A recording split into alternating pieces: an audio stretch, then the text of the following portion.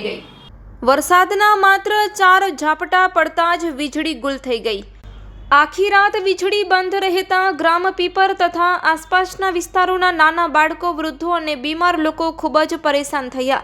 વીજળીના અભાવે મચ્છરોનો હુમલો વધતા લોકોની નિંદ્રા હરામ થઈ ગઈ હતી। પીજીવીસીએલની વ્યવસ્થાપન પર અનેક પ્રશ્નો ઊભા થયા છે। ગામના લોકોને વારંવાર વીજળી જતા રહેવું અને વાયરમેનનો સ્થળ પર હાજર ન રહેવું સામાન્ય બની ગયું છે। ગામના નાગરિકોએ એવી પણ ફરિયાદ કરી છે કે પીજીવીસીએલના વાયરમેન ઘણી વખત ફક્ત ફૂંકો મારવાની કાર્યવાહી કરીને ચાલ્યા જાય છે અને ગ્રામજનોની સમસ્યાઓ યથાવત રહે છે। હવે પહેલા જે હાલત હતી તે સહનશીલ નથી।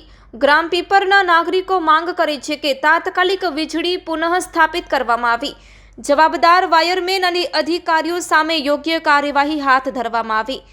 ગામમાં આગાહી પ્રમાણે પીજીવીસીએલનું સ્ટાફ હાજર રાખવામાં આવે અને ખાસ કરીને વરસાદી ઋતુમાં આ પ્રશ્ન અંગે તાત્કાલિક ધ્યાન આપવામાં આવે અને પગલાં લેવામાં આવે તેવી વિનંતી કરવામાં આવી છે।